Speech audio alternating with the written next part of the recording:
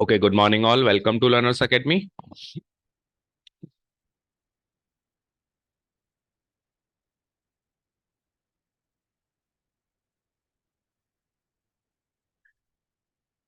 So moving forward in the chapter 3D जो हमने कल स्टार्ट किया, इंट्रोडक्शन किया कल, उसका पहला टॉपिक, इंपॉर्टेंट टॉपिक, यानी इस साल का पहला टॉपिक ही मान लो आप, distance between the two points, क्योंकि कल तो कोई टॉपिक आया ही नहीं, कल तो इंट्रोडक्शन था और पहली एक्सरसाइज भी was related to introduction part only.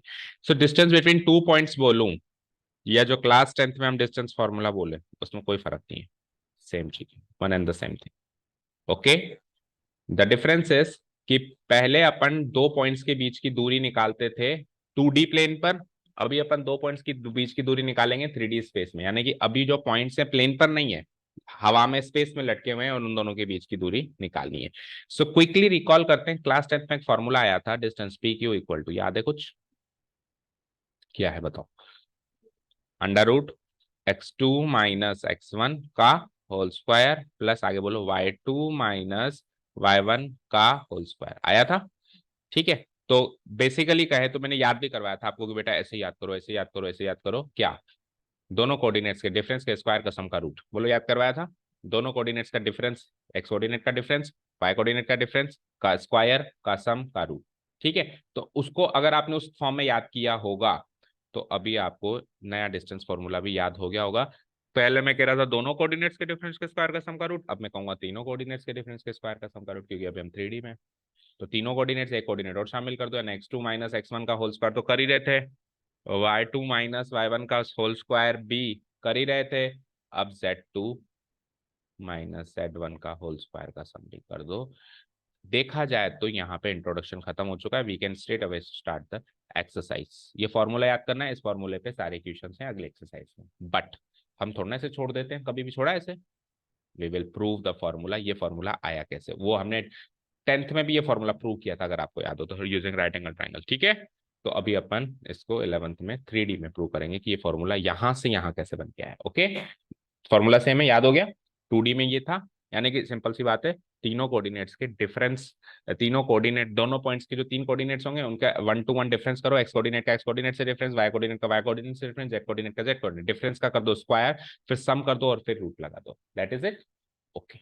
चलो आ जाओ इंट्रोडक्टरी पार्ट पे और प्रूफ करते हैं, और आज कल प्रूफ सेक्शन ही करेंगे, एक्सरसाइज कल करेंगे. डिस्टेंस बिटवीन टू पॉइंट्स, और simply we can say distance formula. ऐसा कैसा फिगर आपके बुक में भी बना हुआ होगा होगा ठीक है. सो कुछ बात करते हैं, और ये जो मैं कहने वाला हूँ, देखो ये रिटर्न चीज सब समझ में आ जाती है, जो प्रैक्टिकल चीज है वो समझना. तो मैं इसको हटा देता हूँ. अब सुनना ध्यान से. We are in 3D space. तो लेट अस से ये था हमारा 3D स्पेस, ये रूम हमारा 3D स्पेस है. यहाँ पे कोई भी हवा में दो पॉइंट लटक रहे हैं, उसके बीच की दूरी आपको निकालनी है. Okay fine. अभी मैं हवा में लटके हुए दो पॉइंट के बारे में बताऊंगा या उससे प्रूव करवाऊंगा ना, तो वो एक्टिविटी कम समझ में आएगी, तो मैं हवा में नहीं लटका देता हूँ. मैं काम कर देता हूँ, इस रूम में 8 वर्टिसेस हैं, क्यूबॉइड है ये, क्यूबॉइड के 8 वर्टिसेस होते हैं. उन दो 8 में से दो वर्टिसेस ले लेता हूँ और उन दोनों के बीच की दूरी निकाल लेते हैं, यानी डायगोनल डिस्टेंस निकाल लेते हैं. इस रूम की डायगोनल की लेंथ निकाल लेते हैं, सिंपल सी बात करें. समझ आया? So let's say this be the origin. ये ओरिजिन है और मुझे उस कोने तक का एक पॉइंट है, वहां पे दोनों हवा में, ये देखा जाए तो स्पेस में ये डिस्टेंस निकालनी है. ओके. ये डिस्टेंस निकालना शुरू करें. अब मुझे एक चीज बताओ, अगर ये 3D स्पेस है तो इसकी जो ये प्लेन्स हैं, कल बताया था ना, इस 3D स्पेस में बहुत सारे प्लेन्स हैं. तो ये फ्लोर भी एक प्लेन है, ये दीवार भी एक प्लेन है, ये दीवार भी एक प्लेन है. ये ये प्लेन भी तो एक दूसरे से परपेंडिकुलर है या नहीं है? बताओ. ये फ्लोर इस दीवार से परपेंडिकुलर है, ये फ्लोर इस दीवार से परपेंडिकुलर है, ये फ्लोर इस दीवार से परपेंडिकुलर, ये दीवार भी दीवार से परपेंडिकुलर है. इस दीवार से इस दीवार का एंगल निकालेंगे, 90 डिग्री निकलेगा नहीं निकलेगा? तो सारे X Y plane, Y Z plane, X Z plane एक दूसरे से म्यूचुअली परपेंडिकुलर होते हैं. Very good. अब मुझे एक चीज बताओ, इधर देखो. Let's say this is the floor and let's say this is the दीवार. ये दोनों प्लेन एक दूसरे से परपेंडिकुलर है. तो मुझे एक चीज बताओ बेटा, अगर ये दोनों प्लेन एक दूसरे से परपेंडिकुलर है तो इस प्लेन पे कोई लाइन खींची हुई है और इस दीवार पे भी कोई लाइन खींची हुई है, और उन दोनों को मर्ज कर दूंगा, मैं मिलाने की कोशिश करूंगा, वो लाइन जैसे इस लाइन से मिलेगी तो वो दोनों लाइन भी एक दूसरे से परपेंडिकुलर होगी. नहीं है समझ? इस कागज पे कहीं पर भी कोई लाइन खींच दो, इस कागज पे भी कहीं पर भी कोई लाइन खींच दो, अब प्लेन ही प्लेन से परपेंडिकुलर है, तो उन दोनों लाइन तो इनफाइनाइटली मूव ऑन करती है ना. तो मान लो आपने कहीं पर भी खींची होगी तो मूव ऑन करके आगे बढ़ जाएगी, इधर भी कहीं भी खींची होगी तो मूव ऑन करके आगे बढ़ जाएगी, दोनों इंटरसेक्ट हो जाएगी। जहां पर भी वो इंटरसेक्ट होंगी वो लाइन उस लाइन से परपेंडिकुलर होगी या नहीं होगी?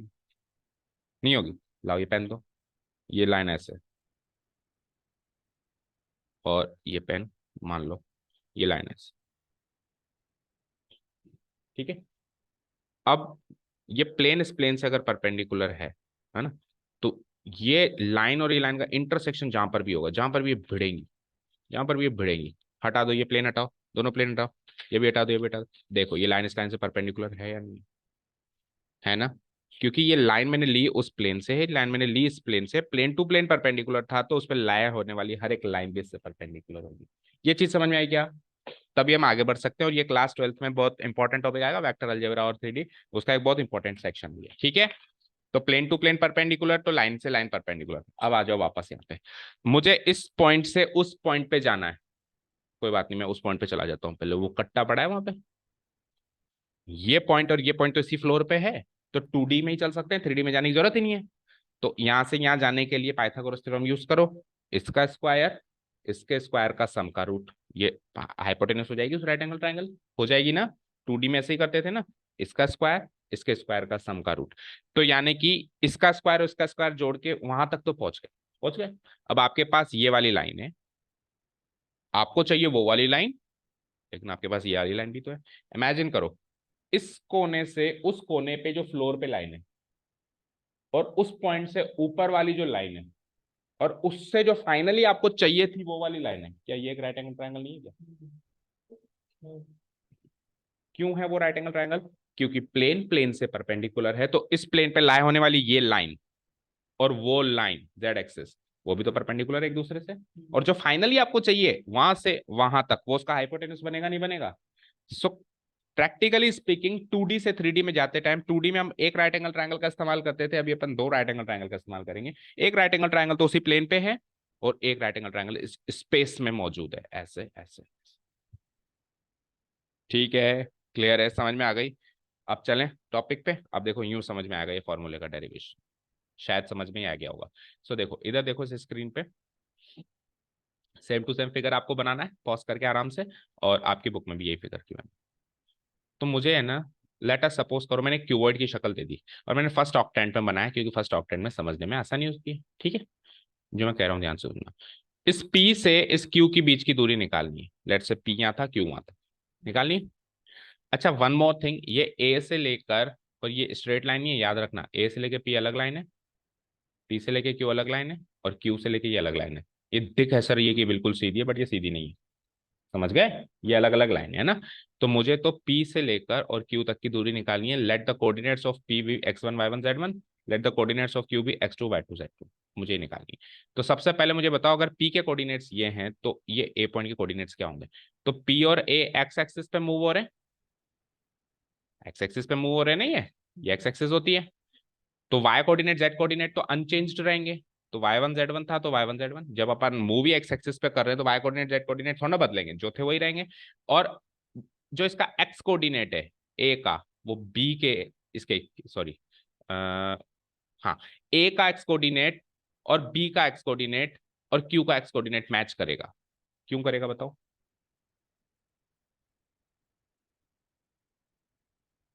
बोलो, सोचो। ए का एक्स कोऑर्डिनेट, देखो ए और बी का एक्स कोऑर्डिनेट मैच करेगा तो साफ साफ दिख रहा है आपको, क्योंकि ये parallel to Y axis. Okay, तो जब आप पैरेलल टू वाई एक्सिस चलोगे, आप 2D प्लेन पे आओ, इधर आओ, चलो छोड़ो, आपने parallel to Y axis line बनाई, तो इस पैरेलल टू वाई एक्सिस पे कोई भी एक लाइन बनाई, तो उस पे प्लाई होने वाले किसी भी पॉइंट का एक्स कोऑर्डिनेट मैच करेगा। इसका एक्स कोऑर्डिनेट 2 है तो इसका भी एक्स कोऑर्डिनेट 2 होगा। क्यों? क्योंकि line parallel to Y axis है। और अगर पैरेलल टू एक्स एक्सिस बनाई तो इसका वाई कोऑर्डिनेट मैच करेगा। अब आप इधर आओ, ये जो लाइन है A B parallel to Y axis है, तो उसके एक्स और जेड कोऑर्डिनेट मैच करेंगे, तीन है ना। अब तो इसका एक्स कोऑर्डिनेट इसके एक्स कोऑर्डिनेट से मैच करेगा, इसका जेड कोऑर्डिनेट इसके जेड कोऑर्डिनेट से मैच करेगा। समझ आया यहां तक? ओके, अब सुनो, ये जो लाइन है वो जेड एक्सिस से पैरेलल है, तो उसका एक्स और वाई कोऑर्डिनेट मैच करेगा। तो इसका एक्स कोऑर्डिनेट और इसका एक्स कोऑर्डिनेट, इसका वाई कोऑर्डिनेट इसका वाई कोऑर्डिनेट मैच करेगा, डिफर केवल जेड कोऑर्डिनेट करेगा, और यहाँ पे डिफर केवल वाई कोऑर्डिनेट ये एक्स कोऑर्डिनेट करेगा। सिंपल सी बात है। तो हमको स्टार्टिंग में ये दोनों पॉइंट्स गिवन थे पी और क्यू, और हमने उससे ए और बी के पॉइंट्स कोऑर्डिनेट्स निकाल लिए। Okay fine. अब आपको जाना तो यहाँ से पी से क्यू था, लेकिन मैंने क्या कहा, पहले आप इस फ्लोर को देखो, पहले आप फ्लोर पे बात करो। ये फ्लोर है, एक्स वाई कोऑर्डिनेट प्लेन है ना। अभी जेड एक्सिस है ही नहीं मान लो। तो आपको ध्यान से देखो, ये एक राइट एंगल ट्रायंगल बन रहा है। कौन सा? P A B. Is it a right angle triangle?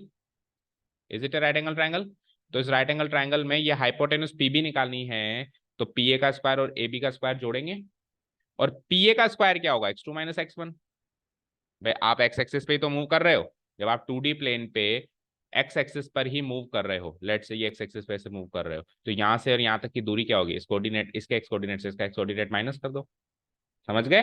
तो सिमिलरली वहां पे ये पी ए की दूरी क्या होगी? x2 minus x1। तो पी ए का square that means x2 minus x1 का square. Okay. Plus A B का स्क्वायर। तो अब आप वाई एक्सिस पे मूव कर रहे हो, तो वाई एक्सिस पे मूव कर रहे हो तो इसकी दूरी क्या हो जाएगी? ए और बी के बीच की दूरी क्या हो जाएगी? y2 माइनस y1 का होल स्क्वायर। तो ये तो हम क्लास 10th के डिस्टेंस फॉर्मूला तक तो पहुंच गए। ये डिस्टेंस है हमारी, मतलब ये किसका स्क्वायर है? ये है पीबी का स्क्वायर है। ये पीबी का होल स्क्वायर है, बताओ, हाइपोटेन्यूज का। इसको एज इक्वेशन 1 मार्क करके छोड़ दिया। अब मैं मूव किया 3D में। 2D से मैं कहां पे मूव कर लिया? 3D में। तो इसको हटा दो। अब मुझे बताओ, जैसे ये पी ए बी सी एक प्लेन था, वैसे स्पेस के अंदर पी डी बी क्यू भी एक प्लेन है। और वो वही रेक्टेंगुलर प्लेन है। हमको लग रहा है कि ये रेक्टेंगल नहीं है, but it is also rectangle. ये भी एक रेक्टेंगुलर प्लेन ही है। और ये उसकी हाइपोटेन्यूज, ओ मतलब डायगोनल है। समझ गए? तो इस रेक्टेंगल के अंदर अगर मैं डायगोनल बनाऊंगा तो ये भी एक राइट एंगल ट्रायंगल और वो भी एक राइट एंगल ट्रायंगल। और अगर मुझे पी क्यू चाहिए, अगर मुझे पी क्यू चाहिए, तो पी क्यू उस राइट एंगल ट्रायंगल के हाइपोटेन्यूज होगी, होगी ना। कैसे निकालेंगे? P B square plus P Q square, ऐसे निकालेंगे। तो पी क्यू का square equal to P B square. P B square ये पड़ा है यहाँ पे, देखो चेक करो। इसको कॉपी पेस्ट करूँ यहाँ पे मैं, x2 माइनस x1 का whole square plus y2 minus y1 का होल स्क्वायर। ये तो पीबी का स्क्वायर है, ये तो इस पीबी का स्क्वायर है। अब बी क्यू का स्क्वायर भी तो ऐड करना है। तो बी क्यू क्या है? आप जेड एक्सिस पे मूव कर रहे हो, तो बी और क्यू के बीच की दूरी z2 माइनस z1, और उसका भी फिर स्क्वायर। तो z2 माइनस z1 का होल स्क्वायर। ये पी क्यू स्क्वायर की वैल्यू है, तो स्क्वायर हटाऊंगा तो रूट लगाऊंगा, फॉर्मूला तैयार है। फाइनली पी से लेके क्यू तक की दूरी। तो इन शॉर्ट दो राइट एंगल ट्रायंगल में चल रहे हैं, एक तो 2D प्लेन पे ही, फ्लोर पे ही, और एक फिर इस स्पेस के अंदर जो बन रहा है। इस राइट एंगल ट्रायंगल में जो फ्लोर पे राइट एंगल ट्रायंगल बना, उसमें जो हाइपोटेन्यूज बनी वो अगले राइट एंगल ट्रायंगल की एक साइड है। समझ गए?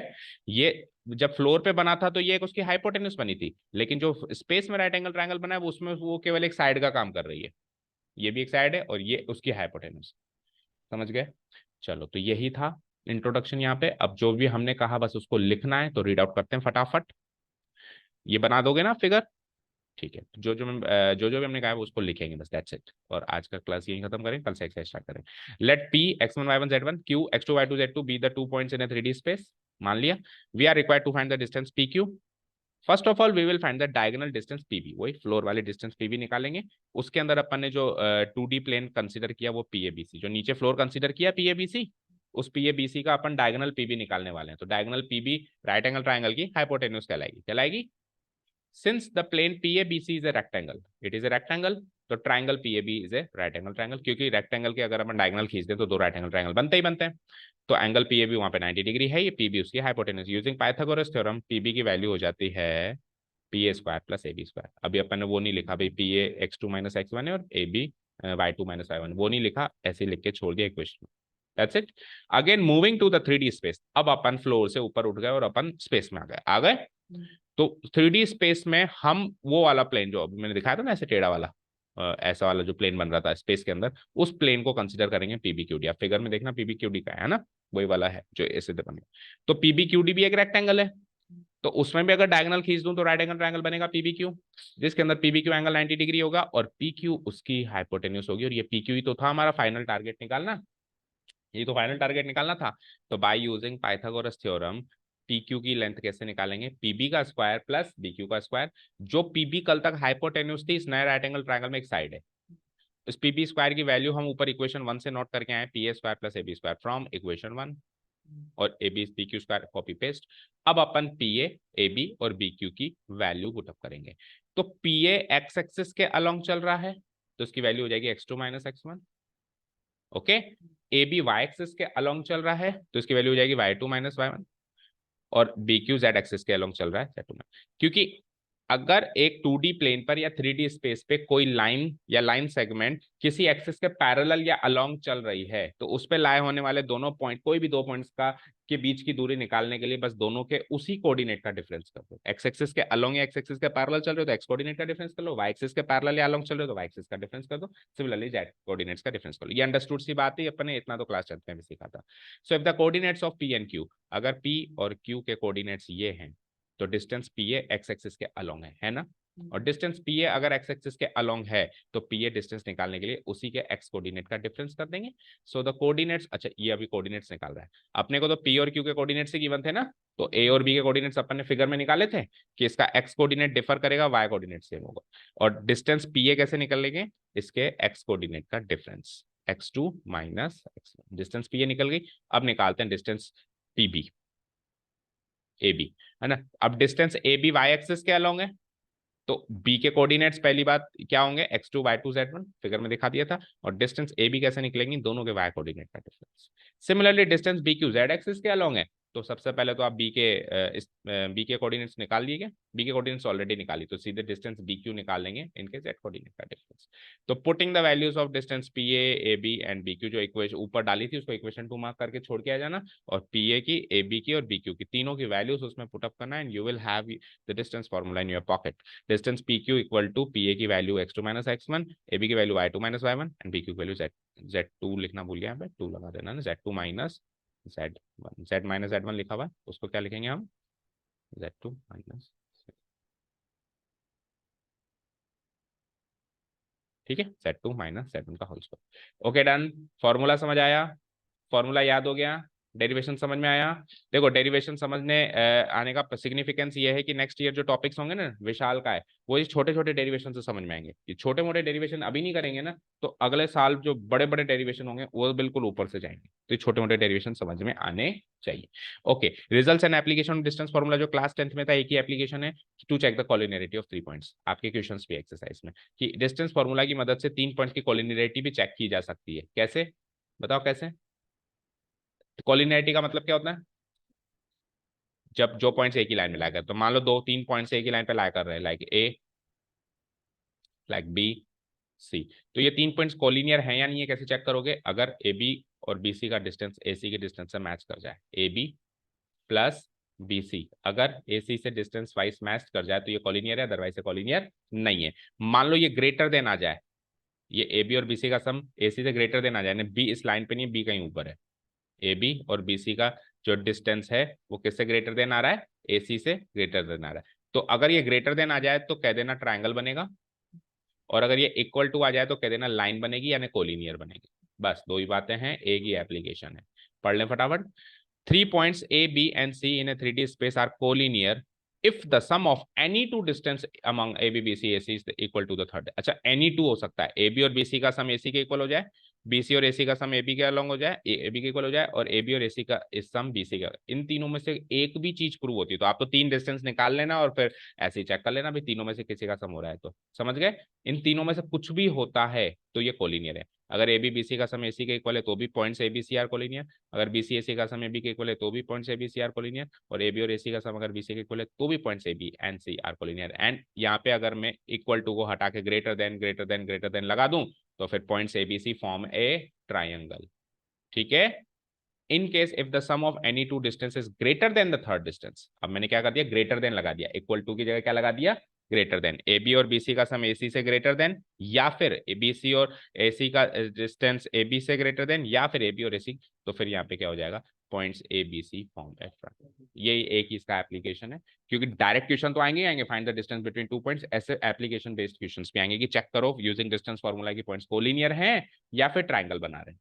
कोलिनियर कब, जब दो डिस्टेंस का सम तीसरे के बराबर आ जाए, तीनों में से कोई भी एक केस। और ट्राइंगल का बनाएंगे जब बड़ा आ जाए, जब दो डिस्टेंस का सम तीसरे से बड़ा।